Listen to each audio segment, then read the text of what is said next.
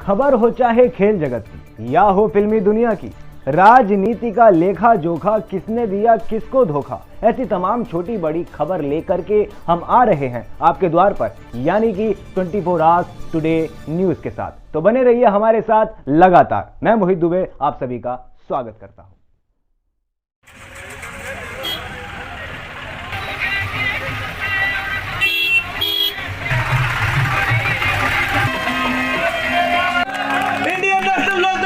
जिंदाबाद। से भी जितने खड़े हैं, इधर खड़े हैं ग्राउंड में, इस साइड आ जाओ, सामने जितने भी युवा साथी साइड में खड़े सारे सामने आ जाओ मेरी सभी से।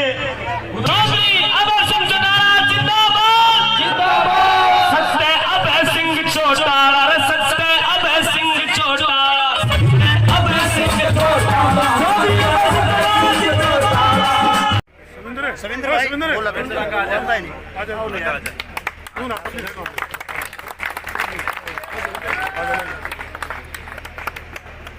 एक मिनट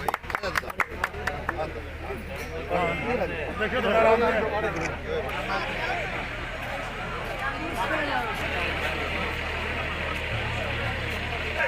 ओम सिंह जी अपने छोटे बच्चे को मान सम्मान देते हैं तो आ गया। ये हमारे यात्री श्री रामफल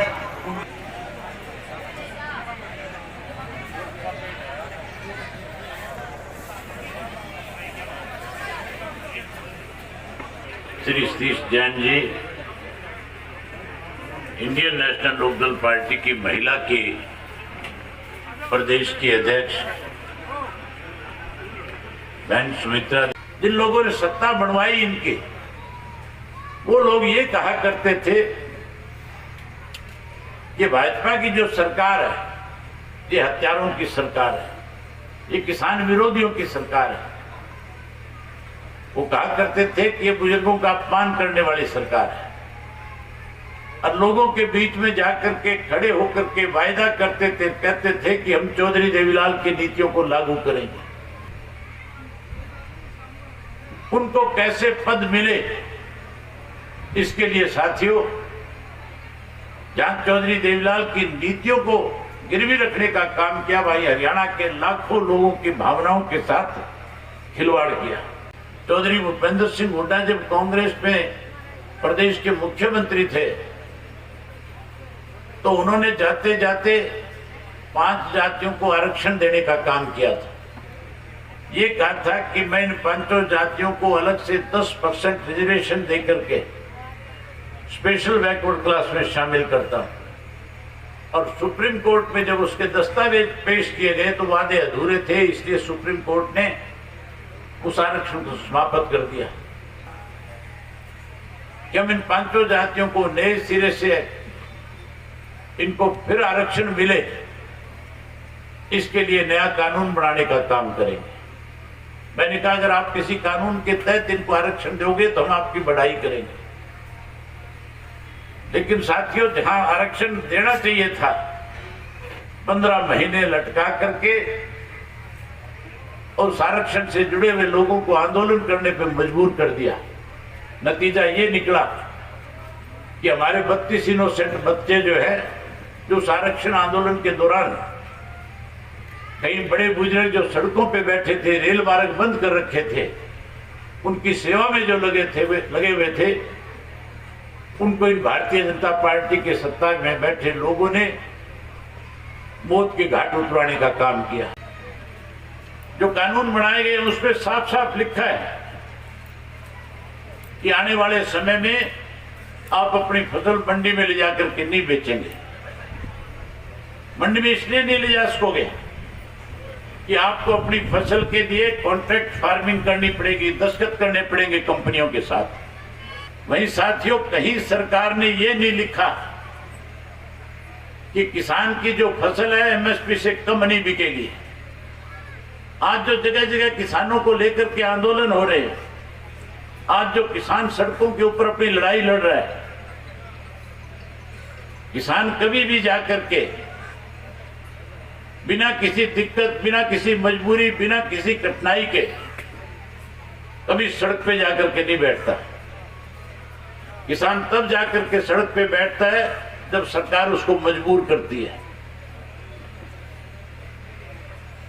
आज मांग इस बात की हो रही है कि आप अध्यादेश तो लागू कर दिए, कानून बना दिए, लेकिन उसके अंदर आपने ये नहीं लिखा कि आपकी फसल जो एमएसपी से कम नहीं बिकेगी। हमारे देश के प्रधानमंत्री ने सत्ता में आने से पहले हमें कहा था कि जो काला धन यहां से विदेशों में ले जाकर के कांग्रेस के लोगों ने जमा कराया, हम उस काले धन को वापिस लेकर के आएंगे और जन धन योजना के तहत एक एक व्यक्ति के खाते में 15-15 लाख रुपए जमा करा देंगे। लोगों ने विश्वास कर लिया, प्रधानमंत्री के कहने से वोट दे दिया, सत्ता में बीजेपी आ गई, 15 लाख आ गए कि नहीं आ गए? तो फिर कैसे भरोसा करेंगे? 15 लाख पे भरोसा ही किया था, और क्या किया था? भरोसा करके वोट दे दिया, सत्ता में ला दी। अब कहते हैं एमएसपी पे भी भरोसा कर लो। एमएसपी पे कहीं गलती से भरोसा कर लिया तो फिर ये मान करके चलो, ना फूट बाण जोगा रहेगा, ना कहीं बिकट जोगा रहेगा। इसलिए साथियों, एक ही बात हमने कही है, ये जो कानून तुमने बनाया इसके अंदर इस बात की गारंटी दो, एक नई अमेंडमेंट करो कि किसान की कोई फसल अगर एमएसपी से नीचे कोई खरीदेगा उसके खिलाफ आपराधिक मामला दर्ज होगा। आपराधिक मामला दर्ज नहीं करते, इस बात की गारंटी नहीं देते, उल्टा इसके अंदर एक लाइन और जोड़ दी। उस लाइन में लिख दिया कि किसी कंपनी वाले के साथ अगर आपका कोई विवाद हो गया तो आप कोर्ट का दरवाजा नहीं खटखटा सकते, आप कोर्ट में जाकर के कहीं अपनी बात नहीं कह सकते, लड़ाई नहीं लड़ सकते। एसडीएम के दफ्तर में जाओगे, दरखास्त दोगे, एसडीएम सुनेगा नहीं सुनेगा उसकी मर्जी है। 30 दिन में एसडीएम फैसला करेगा, अगले 30 दिन में डीसी करेगा। डीसी और एसडीएम को जज थोड़े लगे हुए हैं जिनसे हमें इंसाफ मिल जाएगा। एसडीएम और डीसी तो वो नौकर हैं जो सरकार के आदेश को मानेंगे। मानेंगे कि नहीं मानेंगे? मेरा नौकर उस दिन बनेगा जिस दिन मुख्यमंत्री बना दोगे, फिर तो रड़क काट दूंगा।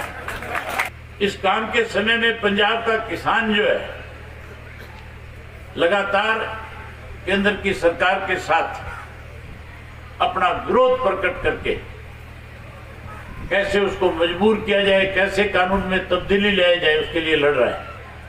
अगर हम किसान के हितैषी हैं तो हमें मिलजुल करके लड़ना चाहिए। कैसे किसान की लड़ाई लड़ी जाए, इसके लिए साथियों राजनीति से ऊपर उठ करके सब किसान संगठनों को साथ लेकर के, सब पार्टियों को निमंत्रण दे करके, जैसे चौधरी देवीलाल ने, सरदार प्रकाश सिंह बादल ने मिलकर के किसान के साथ न्याय करवाया था, उसी तरह से हरियाणा प्रदेश में 15 नवंबर के बाद एक ट्रैक्टर यात्रा शुरू करेंगे और उस ट्रैक्टर यात्रा के माध्यम से ही इस किसान की लड़ाई को लड़ेंगे और इतना मजबूती से लड़ेंगे